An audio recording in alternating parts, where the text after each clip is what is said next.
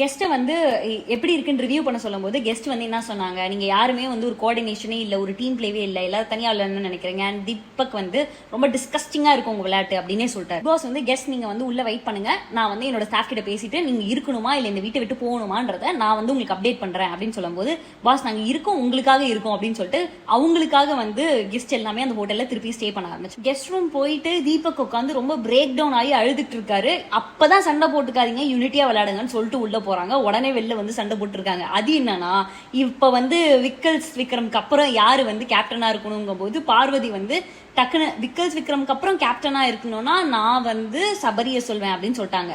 ஆக்சுவலா அந்த டிஸ்கஷன் கூட போகல. அப்பதான் விக்ரம் பிரேக் டவுன் ஆகி அழுதுட்டு ஒரு மாதிரி பேசிக்கிட்டு இருந்தாரு. அந்த தருணத்துல இவங்க இப்படி சொல்ல போய் அதுக்கப்புறம் அவங்களுக்குள்ள எல்லாரும் கலாட்டாகி அங்க உள்ள ஒருத்தர் உட்காந்து அழுதுகிட்டு இருந்து எல்லாரும் அழுக ஆரம்பிச்சு எல்லாரும் ஓட் பண்ணி சபரியை தான் வந்து மேனேஜரா டிசைட் பண்ணாங்க. அண்ட் சபரி போட்டிருந்த அந்த லக்கி அந்த பொம்மை இருக்குல்ல, அது வந்து நம்ம வாட்டர்மெலன் ஸ்டாருக்கு போச்சு. அது மட்டும் கிடையாது, லைவ்ல வந்து நிறைய விஷயம் வந்துச்சு, இதுல வரல.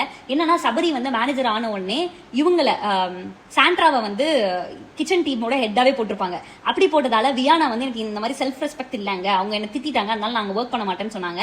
அண்ட் இவர் அமித்துமே வந்து இல்ல இந்த மாதிரி ஒரு பர்சனை திருப்பி அந்த பொசிஷன் கொடுக்காதீங்கன்னு சொல்லிட்டு அவரும் பிரேக் டவுன் ஆகி அழுது இல்ல நான் ரிசைன் பண்றேன்னு அவர் ரிசைன் பண்ணிட்டு போயிட்டாரு. கடைசியா திவாகர் வந்து அந்த ட்ரெஸ்ஸும் போட்டாரு. போட்டோடனே அப்பா இதுக்கப்புறம் இவர் பேசாம அட்லீஸ்ட் ஒரு நாள் இருப்பாரா சூப்பரா அப்படின்னு நினைச்சா திருப்பியும் கேமரா பார்த்து நான் இந்த ஒரே ஒரு கண்டென்ட் பண்ணிக்கிட்டு இருக்காரு. அப்புறம் சபரி வந்து இல்லங்க கண்டென்ட் பண்ணக்கூடாதுன்னு கை கொடுத்துட்டு போறாரு. எனக்கு ஒண்ணுமே புரியல, இவர் யாரு, இவர் என்னன்னு எனக்கு ஒண்ணுமே புரியல. மனோ சார் அவரோட பையன் நடிச்ச படத்தை ப்ரொமோட் பண்ணுங்கிறதுக்காக உள்ள வந்து பாடிக்கிட்டு இருக்கும்போது நடுவுல வந்து நம்ம வாட்டர்மெலன் ஸ்டார் பண்ற வேலையை பார்த்து அவரே கடுப்பாயி நான் கெஸ்டா உள்ள வந்திருக்கேன், எனக்கு கொஞ்சமாவது மரியாதை தாங்கன்னு அவரே அந்த இடத்துல சொல்லிட்டாரு. கெஸ்ட் வந்து அவங்களோட ஸ்டார்ஸை பிரவீனுக்கும் சபரிக்கும் கொடுத்தாங்க.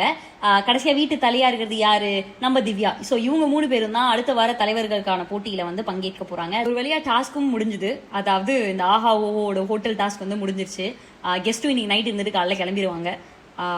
ஐ don't have any hopes on the season. யூஸ்வலா இந்த டைம் வரும்போதே நமக்கு யாரு வின்னர்னு தெரிஞ்சிடும். ஆனா இதுல யாருமே வின்னரா இருக்கக்கூடாதுன்னு தான் எனக்கு தோணுது.